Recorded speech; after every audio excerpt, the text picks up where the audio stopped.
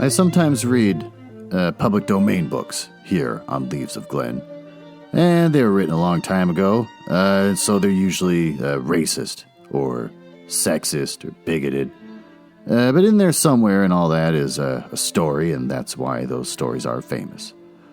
Other times, I read works from independent authors, and they're delightfully not racist, but they might have adult language or adult situations.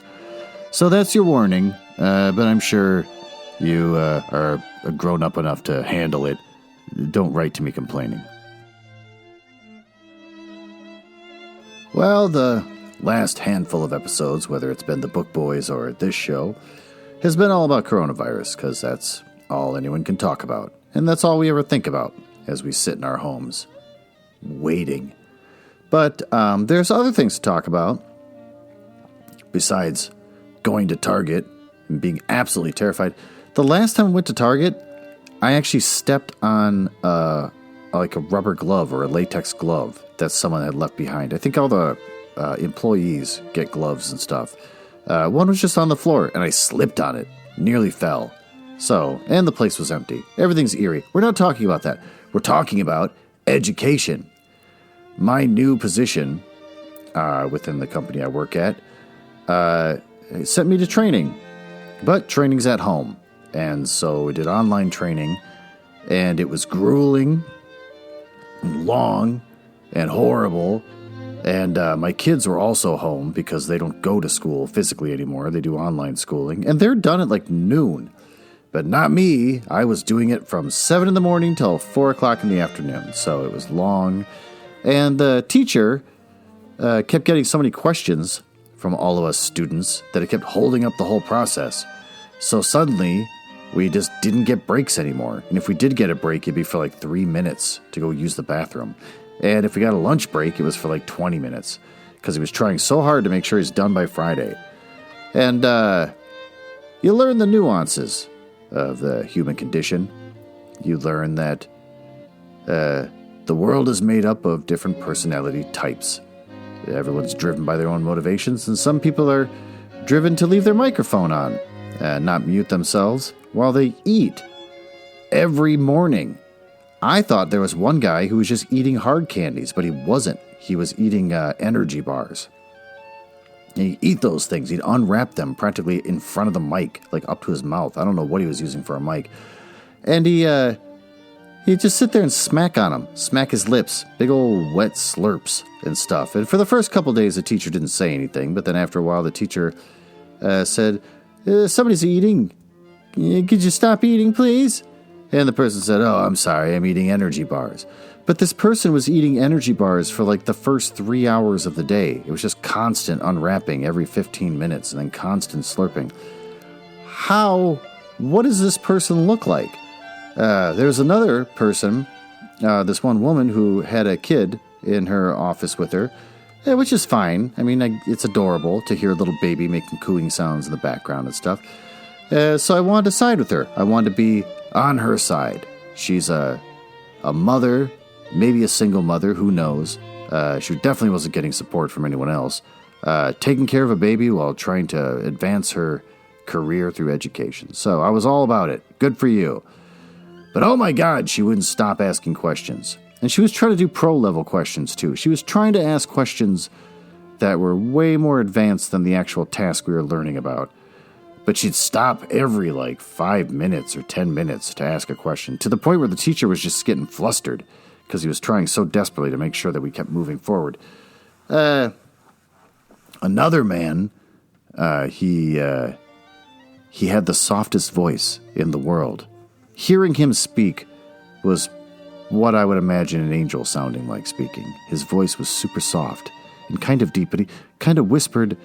It's hard to explain. He has a deep voice, but it's as if he was trying to fake a feminine voice. So it's a little bit high-pitched and soft, but you could tell his voice was deep. It's hard to explain. But his mic was practically inside his mouth. So anytime he talked, it sounded beautiful and soothing, but also incredibly loud and basically blew out your headphones, which still could be how an angel sounds when they speak. But in either case, Long, grueling hours. My kids would come down and do their homework at the dining room table with me, and they would talk at me about what they're learning. And I had to pretend to listen because the teacher had us doing step-by-step things that I had to pay attention to, and it was super, super stressful.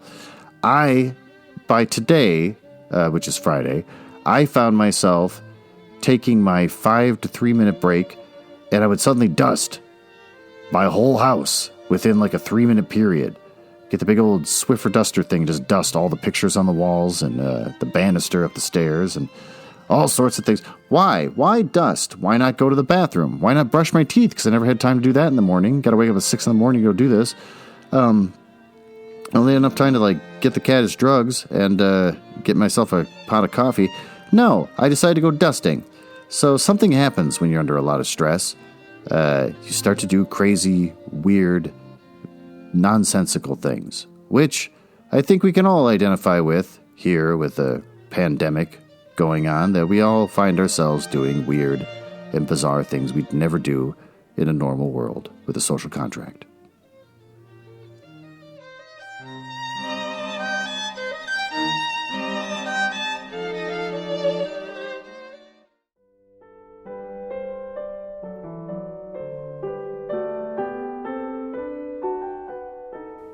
Well, before we learn about the author, Jules Verne, I feel I need to correct myself from my last episode. The main character in the story I read suffered from what I pronounced as ennui. E-N-N-U-I.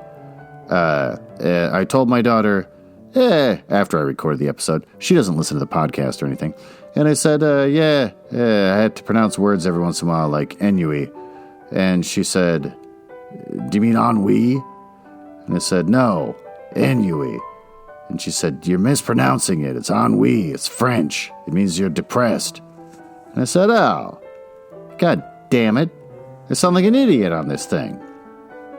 I can't look up every single word I run across all the time. I just have to run with it sometimes. But here I am, instead of pronouncing things correctly, I'm just making crap up as I go along." So, some newscasts or some other podcasts that deal with news or, popular opinion or whatever kind of thing, they have to do corrections from previous episodes. Mine is the pronunciation of the word ennui.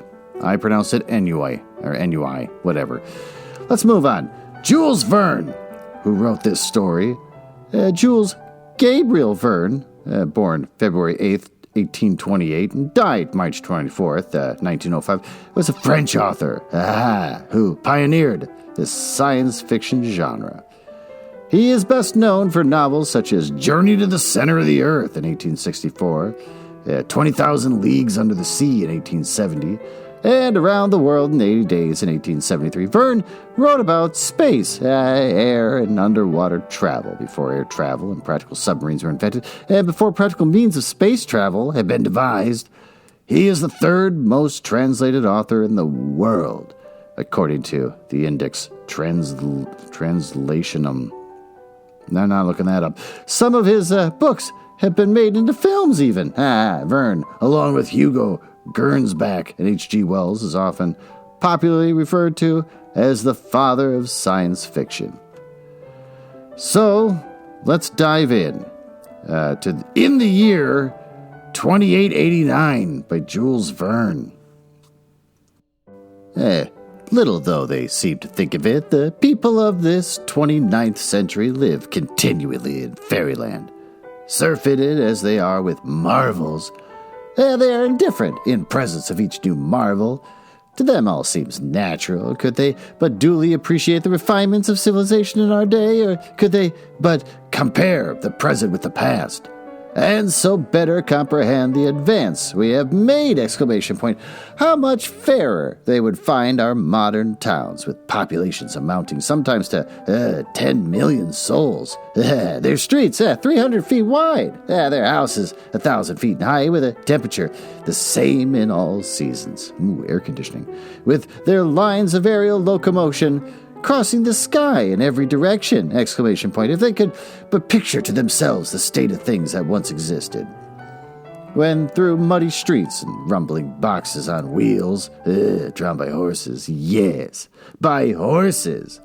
They were only means of conveyance. Think of the railroads of the olden time, and you'll be able to appreciate the pneumatic tubes through which today one travels at the rate of 1,000 miles an hour.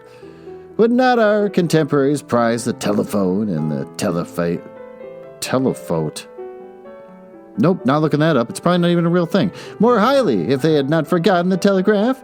Singularly enough, all these transformations rest upon principles which were perfectly familiar to our remote ancestors, but which they disregarded. Heat, for existence, as ancient as man himself. Electricity was known 3,000 years ago, and steam 1,100 years ago. Nay, so early as 10 centuries ago, it was known that the differences between several chemical and physical forces depend on the mode of vibration of etheric particles, which is, for each, specifically different.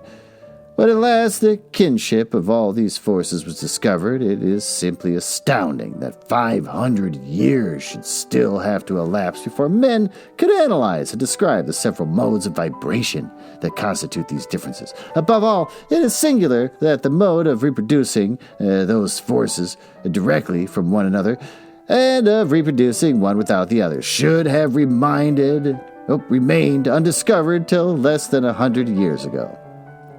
Nevertheless, such was the course of events, for it was not till the year 2792 that the famous Oswald Nier made this great discovery. Truly, he was a great benefactor of the human race. His admirable discovery led to many another. Hence is sprung a pleiad of inventors, its brightest star being our great Joseph Jackson.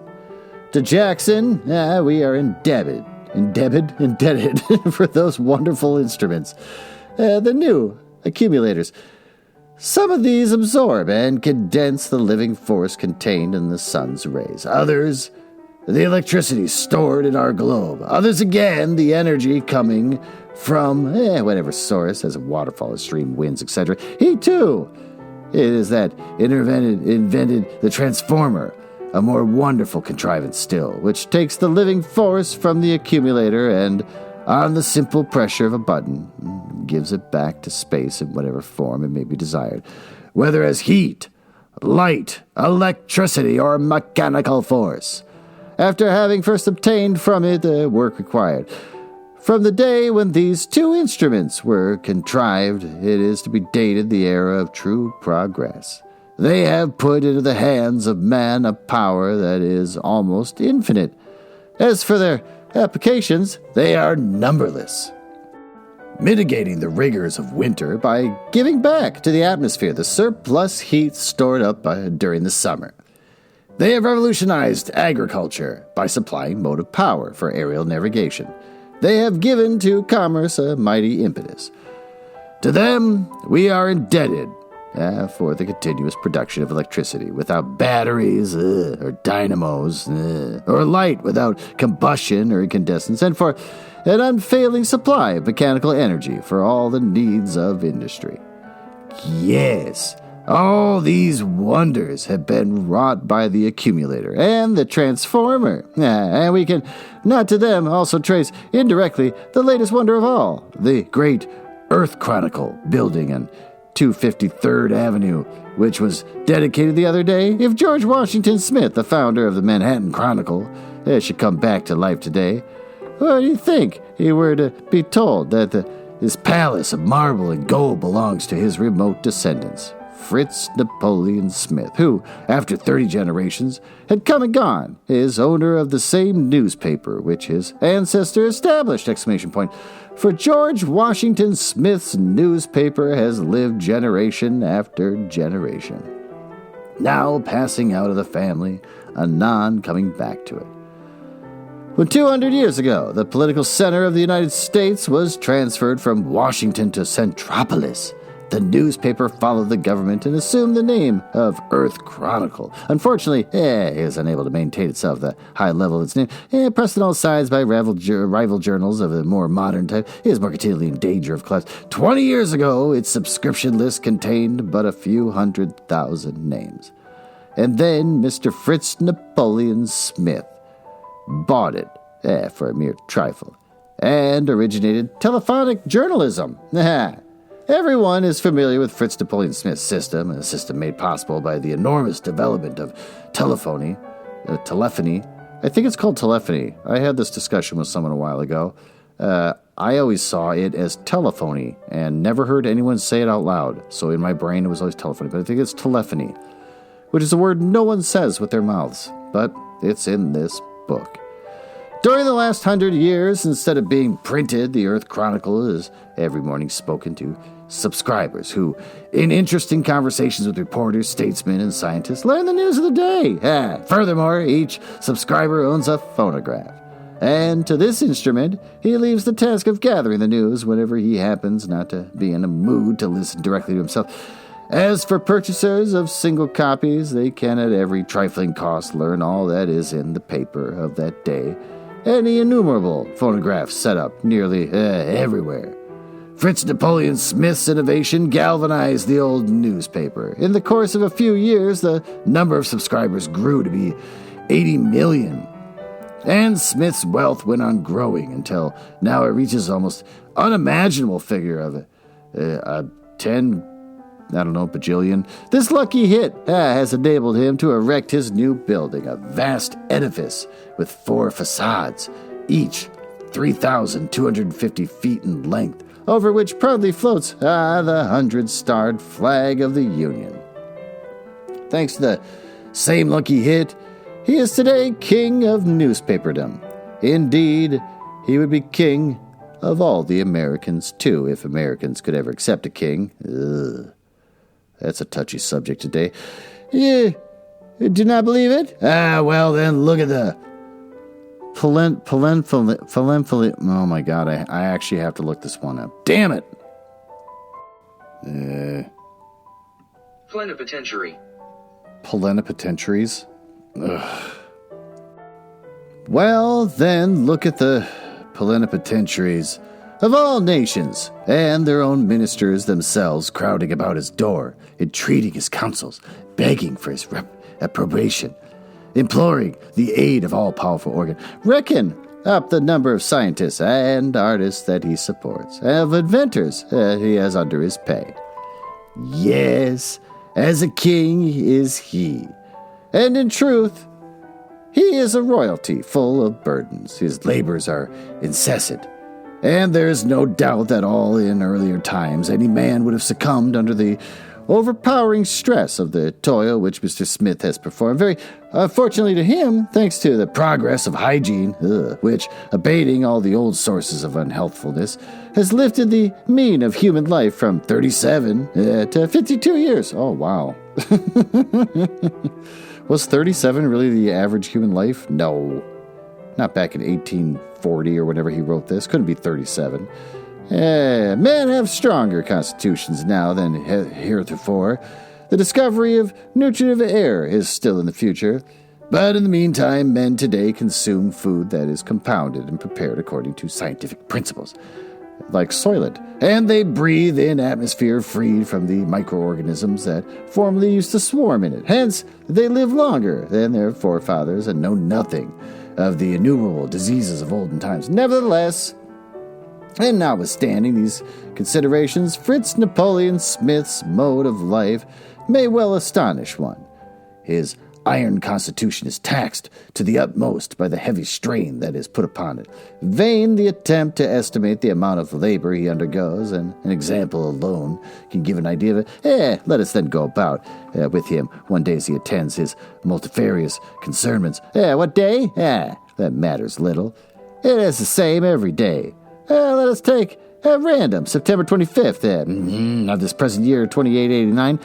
This morning, Mr. Fritz Napoleon Smith awoke in a very bad humor, his wife having left for France 8 days ago. He was feeling disconsolate.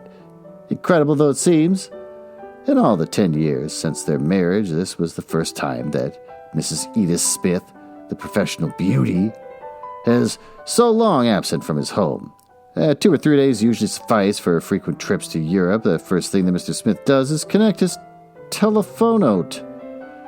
Phonotelephone. Let's start over.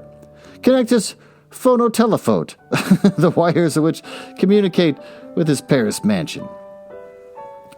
The telephone! Exclamation point. Here is another of the great triumphs of science in our time. The transmission of speech. It's an old story. The transmission of images by means of sensitive mirrors, conducted by wires, is a thing but of yesterday.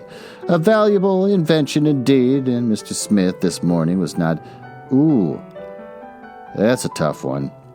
Mr. Smith this morning was not niggard. Niggard. Oh, that's a tough one. Of blessings for the inventor. When by its aid he was able distinctly to see his wife, notwithstanding the distance that separated him from her. Mrs. Smith, weary after the ball or the visit to the theater the preceding night, is still abed, though it is near noontide at Paris. Ooh, noontide's not a thing anyone says anymore. She is asleep, her head sunk in lace-covered pillows. What? She stirs, her lips move. She is dreaming, perhaps? Yes, dreaming. She is talking, pronouncing a name, his name, Fritz! Exclamation points. The delightful vision gave a happier turn to Mr. Smith's thoughts, and now, at call of imperative duty, light-hearted, he springs from his bed and enters his mechanical dresser. 2 minutes later, the machine deposited him, all dressed at the threshold of his office. The round of journalistic work has now begun. First he enters the hall of the novel writers, a vast apartment crowned with an enormous transparent cupola. In one corner is a telephone, though which 100 Earth Chronicle literators in turn recount to the public in a daily installments of 100 novels, addressing one of these authors who was waiting his turn. Capital, capital, my dear fellows, said he. Your last story, the scene where the village maid discusses interesting philosophical problems with her lover, shows your very acute power of observation. Never have the ways of country folk been better portrayed. Keep on, my dear Archibald, keep on. Since yesterday, thanks to you, there's a gain of 5,000 subscribers. Mr. John Last, he began again, turning to a new arrival, I am not so well pleased with your work. Your story is not a picture of life. It lacks elements of truth. And why? Simply because you run straight on to the end? Because you do not analyze? Your heroes do this thing or that, from this or that motive, which you assign without ever a thought of dissecting their mental and moral natures. Our feelings, you must remember, are far more complex than all that. In real life, every act is the reluctant of 100,000 years that come and go. And these you must study, each by itself, if you would create a living character. But, you will say, in order to note these fleeting thoughts, one must know them. Must be able to follow them in their capricious meanderings. Why, any child can do that, as you know. If never, to make the use of hypnotism, electrical or human, which gives one a twofold being, setting free the witness personality so that it may see, understand, and remember the reasons which determine the personality that acts. Just study yourself as you live from day to day, my dear Last. Imitate your associate, whom I was complaining a moment ago. Let yourself be hypnotized. What's that? Yeah, you tried it already? Not sufficiently, then. Not sufficiently. Mr. Smith continues his round and enters the reporters' hall. Here, 1,500 reporters, in their respective places, facing an equal number of telephones, are communicating to the subscribers of the news of the world as gathered during the night. The organization of the machine, a matchless service, has often been described. Besides his telephone, each reporter, as the reader is aware, has in front of him a set of commuters, which enable him to communicate with any desired telephonic line. Thus, the subscribers not only hear the news, but see the occurrences. When an incident is described that has already passed, photographs of its main features are transmitted with narrative, and there is no confusion withal. The reporter's items, just like the different stories and all the other component parts of the journal, are classified automatically according to an ingenious system and reach the hearer in due succession. Furthermore, the hearers are free to listen only to what specifically concerns them. They may at pleasure give attention to one editor and refuse it to another. Kind of interesting. It's like the internet, except audio only. Mr. Smith next addresses one of the 10 reporters in the astronomical department, a department still in the embryonic stage, but which will yet play an important part in journalism. Well, Cash, what's the news? We have phototelegrams from Mercury, Venus, and Mars. Are those from Mars of any interest? Yes, indeed. There's a revolution in the Central Empire. And what of Jupiter? Asked Mr. Smith. Nothing as yet. We cannot understand their signals. Perhaps ours do not reach them. That's bad, exclaimed Mr. Smith as he hurried away in his best humor toward the hall of the scientific editors. With their heads bent down over their electric computers, 30 scientific men were absorbed in transcendental calculations. The coming of Mr. Smith was like the falling of a bomb among them. Well, gentlemen, what is this I hear? No answer from Jupiter? Is this always to be thus? Come, Cooley. You have been at work now 20 years on this problem, and yet... True enough, replied the man addressed. Our science of optics is still very defective. And though our 1 3/4 telescopes, period. Though, not through. All right, I think something got written incorrectly. Listen to that, Pierre, broke in Smith, turning to a second scientist. Optical science defective. Optical science is your specialty, but, he continued, again addressing William Cooley, failing with Jupiter. Are we getting any results from the moon? The case is no better there. This time you may not lay the blame on the science of optics. The moon is immeasurably less distant than Mars. Yet with Mars, our communication is fully established. I presume you will not say that you lack telescopes. Telescopes? Oh, no. Oh, no. Oh, no is a capital O and then N-O, not O-H. That's weird. The trouble here is about inhabitants. That's it, added Pierre. So then the moon is positively uninhabited? Asked Mr. Smith. At least, answered Cooley, on the face which she presents to us. As for the opposite side, who knows? Ah, the opposite side. You think then, remarked Mr. Smith, musing, if one could but... Could what? Why, turn the moon about face, there's something in that, cried the two men at once. And indeed, so confident was their air, they seemed to have no doubt as to the possibility of success in such an undertaking.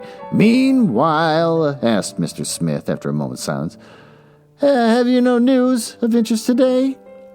Indeed we have, answered Cooley. The elements of Olympus are definitively settled. The great planet gravitates beyond Neptune at the mean distance of... Oh, boy. That's a lot of miles. From the sun, and to traverse its vast orbit takes 1,300 years, 294 days, 12 hours, 43 minutes, 9 seconds.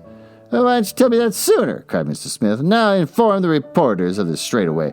You know how eager is the curiosity of the public with regard to these astronomical questions. That news must go into today's issue. That'd be refreshing to have the general public be interested in space in our modern times. Then the two men bowing to him, Mr. Smith passed to the next hall, an enormous gallery upward of 3,200 feet in length, devoted to atmospheric advertising. Everyone has noticed those enormous advertisements reflected from the clouds, so large that they may be seen by the populations of whole cities, or even of entire countries. This, too, is one of Mr. Fritz Napoleon Smith's ideas. And in the Earth Chronicle building, 1,000 projectors are constantly engaged in displaying upon the clouds these mammoth advertisements. When Mr. Smith today entered the Sky Advertising Department, he found the operators sitting with folded arms at their motionless projectors, and inquired as to the cause of their inaction. In response, the man addressed simply pointed to the sky, which was a pure blue. "Yes," muttered Mr. Smith, "a cloudless sky. That is too bad. But what's to be done? Shall we produce rain? That might do. But is there any use? All we need is clouds, not rain. Go," said he, addressing the head engineer. "Go see Mr. Samuel Mark of the Meteorological Division of the Scientific Department and tell him for me to go to work in earnest on the question of artificial clouds. It will never do for us to be thus always at the mercy of cloudless skies." Mr. Smith's daily tour through the several departments of his newspaper is now finished. Next, from the advertisement hall, he passes the reception chamber, where the ambassadors accredited to the American government are awaiting him, desirous of having a word of counsel or advice from the all-powerful editor. A discussion was going on when he entered. "Your Excellency will pardon me," the French ambassador was saying to the Russian, "but I see nothing in the map of Europe that requires change.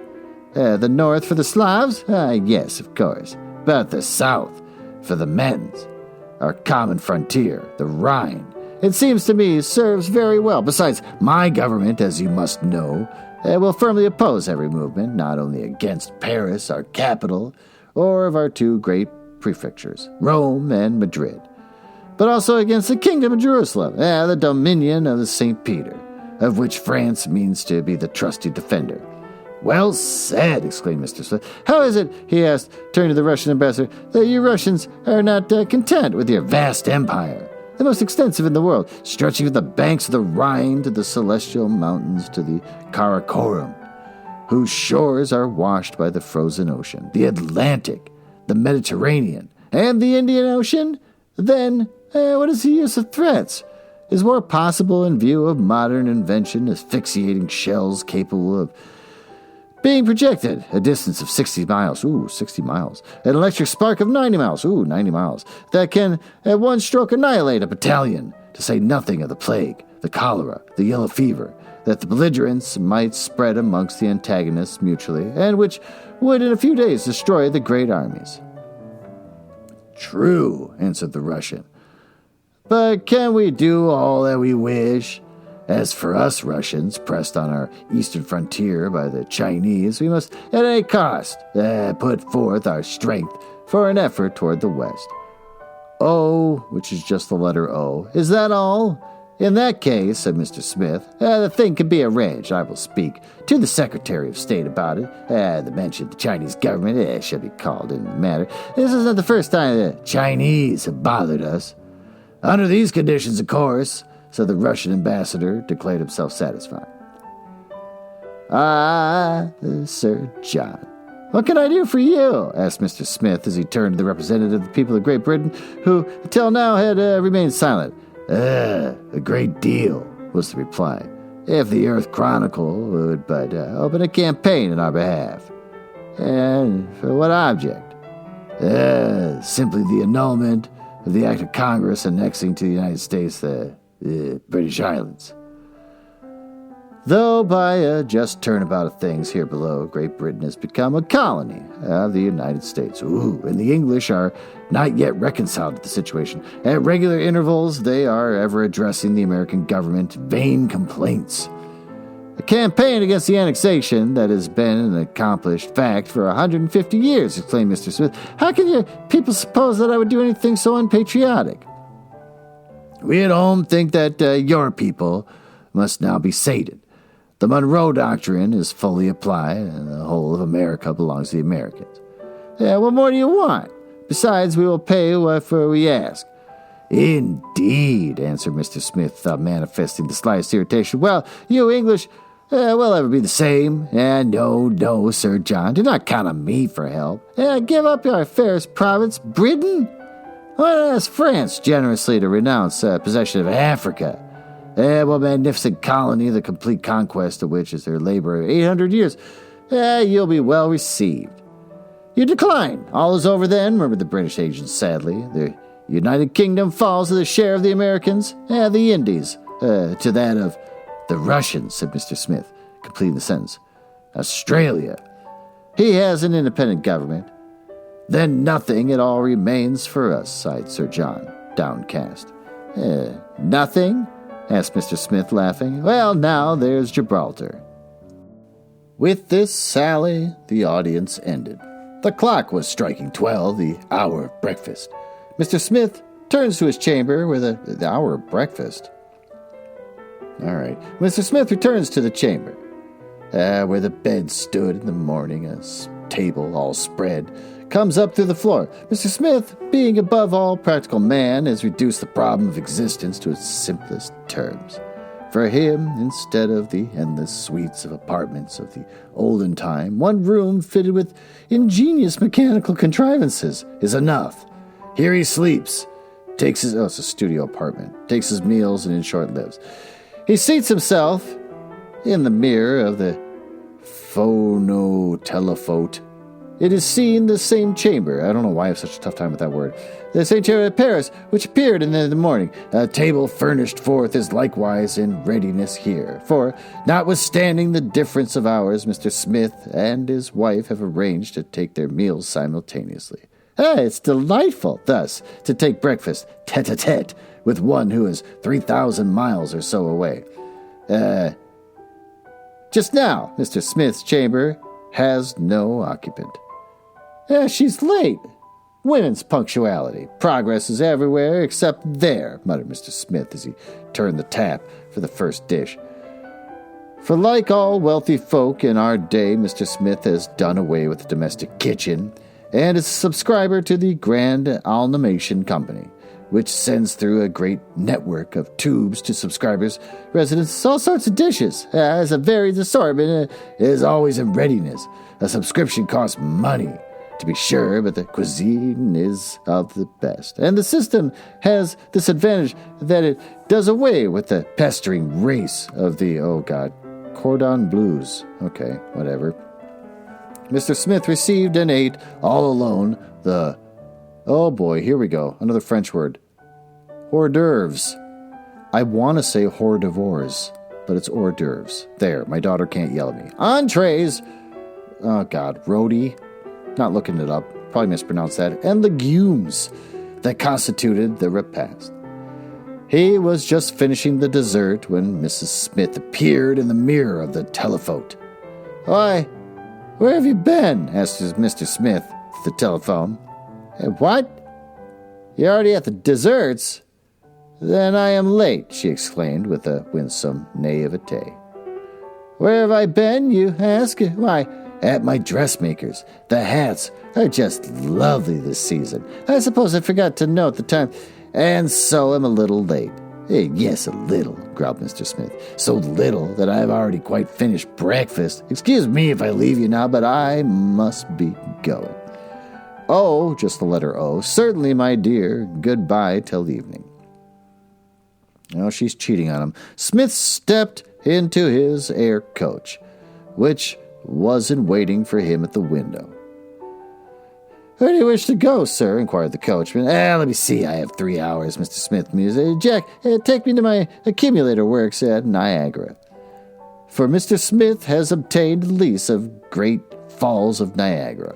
For ages, the energy developed by the falls went unutilized. Smith, applying Jackson's innovation, now collects this energy and lets or sells it. His visit to the works took more time than he had anticipated. It was 4 o'clock when he returned home, just in time for the daily audience, which he grants to callers. One readily understands how a man situated as Smith is beset with requests of all kinds. Now it is an inventor needing capital. Again, some visionary who comes to advocate a brilliant scheme, which must surely yield millions of profit. A choice has to be made between these projects, rejecting the worthless, examining the questionable ones, accepting the meritorious, the work that Mr. Smith devotes every day to full hours. The callers were fewer today than usual, only 12 of them. These 8 had only impractical schemes to propose. In fact, one of them wanted to revive painting. of fallen art into destitute owing to the progress made in color photography. Another, a physician, boasted that he had discovered a cure for nasal cataract. These impracticables were dismissed in short order. Of the 4 projects favorably received, the first was of a young man whose broad forehead betokened his intellectual power. "Sir, I am a chemist," he began, "and as such I come to you." "Well, once the elementary bodies," said the young chemist, "were held to be 62 in number. 100 years ago they were reduced to 10. Now only 3 remain, irresolvable, as you are aware." Yes. "Well, sir, these also I show to be composite. In a few months, in a few weeks, I shall have succeeded in solving the problem. Indeed, it may take only a few days. And then, sir, I shall simply have determined the absolute. All I want is money enough to carry my research to a successful issue." "Very well," said Mr. Smith. "And what will be the practical outcome of your discovery?"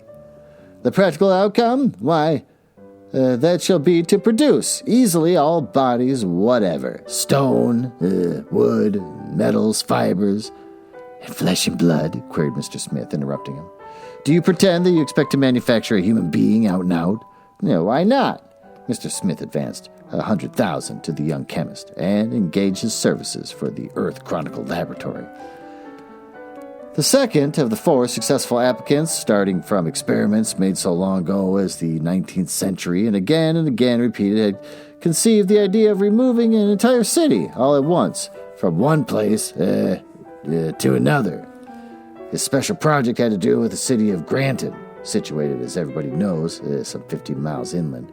He proposed to transport the city on rails, and to change it into a watering place. The profit, of course, would be enormous. Mr. Smith, captivated by the scheme, bought a half interest in it.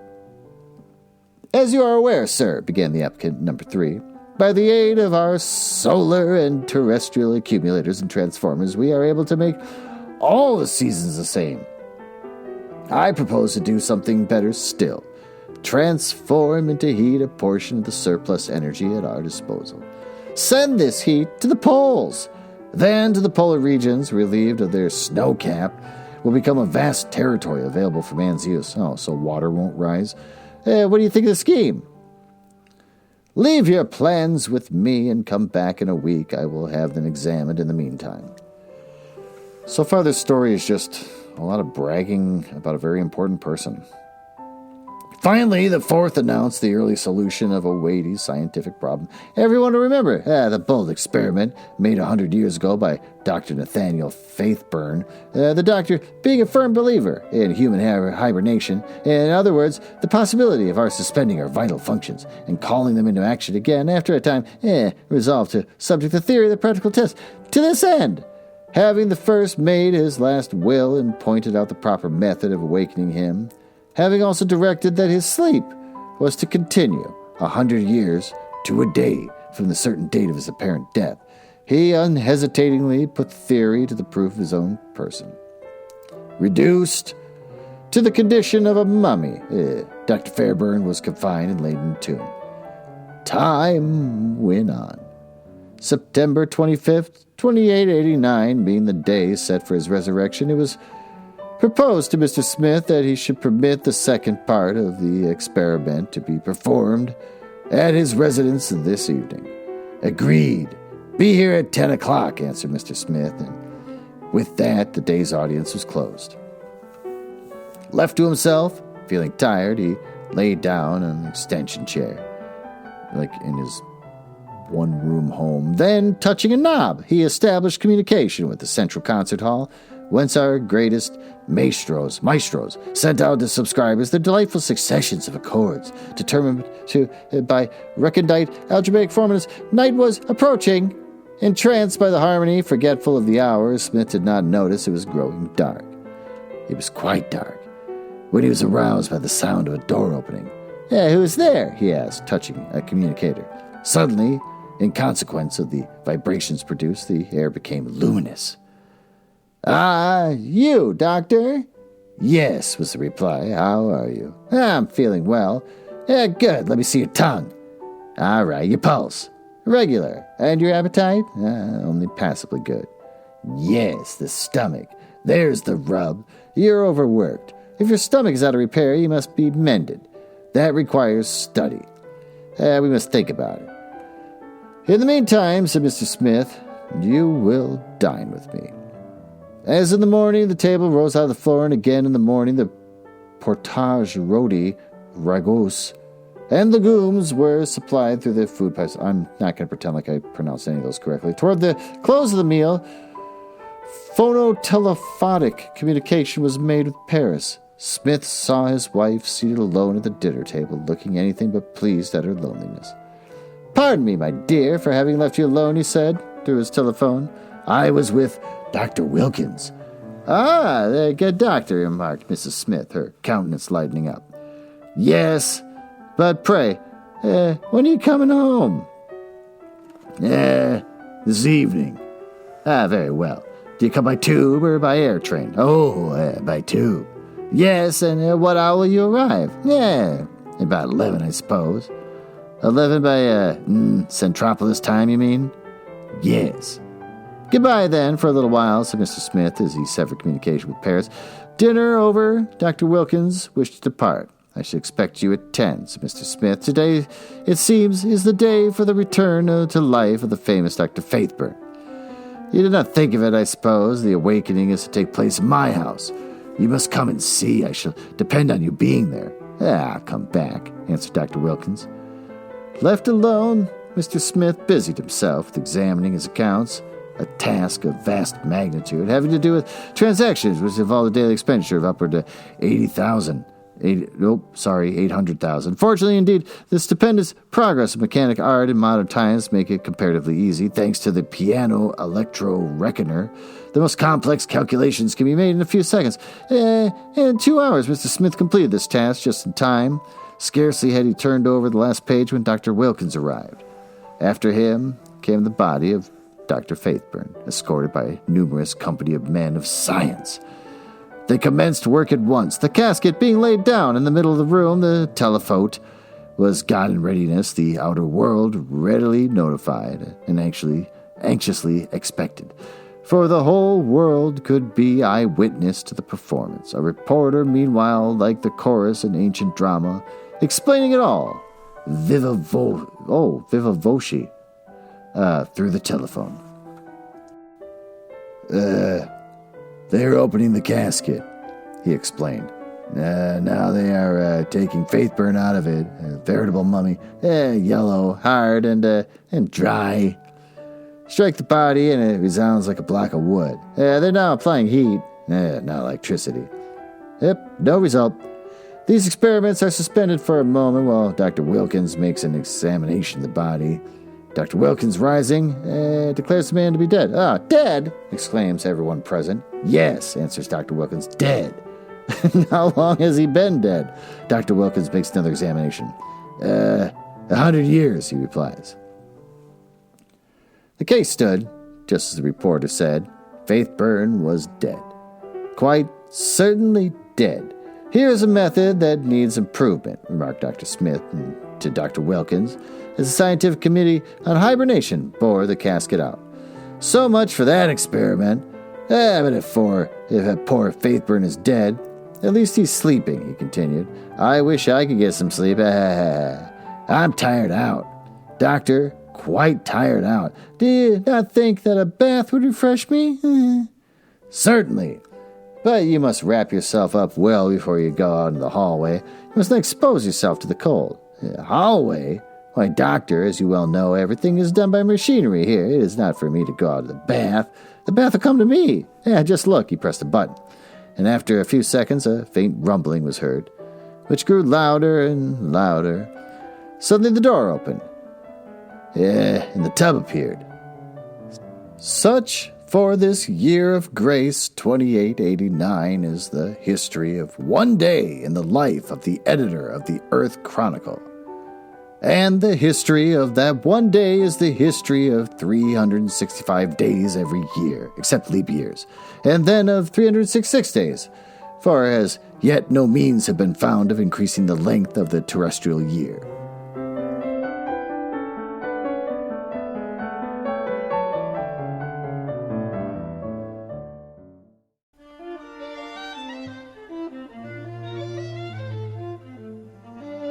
As useless as it was entertaining.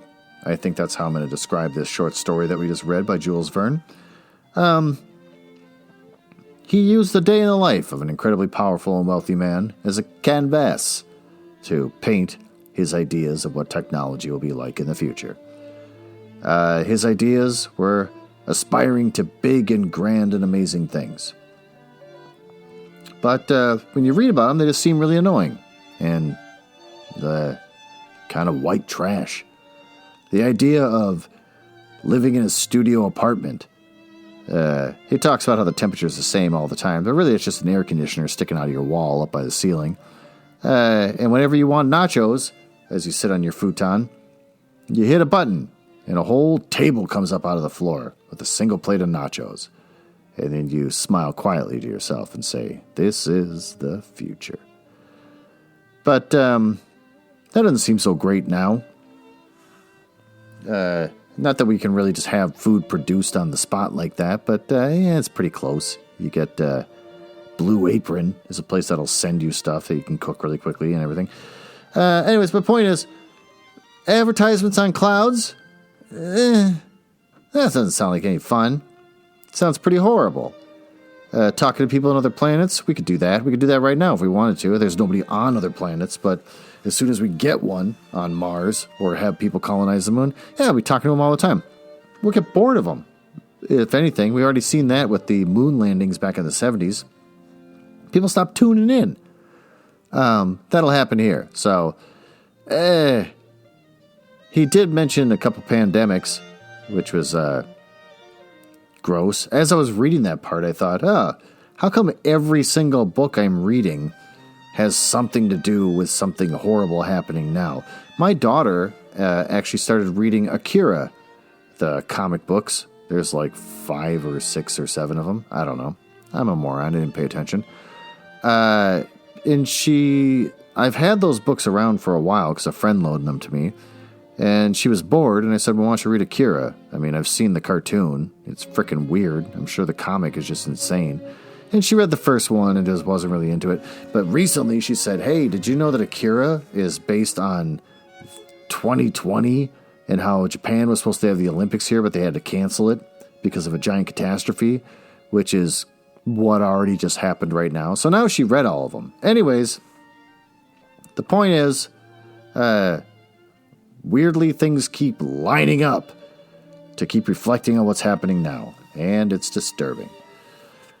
Not that I want to keep harping on the whole coronavirus thing, but mother of God, going to Target is just scary. Going to the grocery store is terrifying. They have giant plastic windows up now in front of the thing. These complaints are minor compared to people that are living in France, in England, definitely in Italy, people in China or Japan, or North South Korea. All these places have already experienced the worst of it, but here in tiny little Minnesota, we're just starting to see it happen. And it's kind of scary because normally nothing ever happens out here. And so it's kind of hard to stop talking about. Point is, this story was weird, but it wasn't bad. So I guess that's good. So tune in next week, and hopefully we'll have something a little more reassuring and a little more escapist and doesn't just remind you of the crappy world you're living in. Thanks for listening.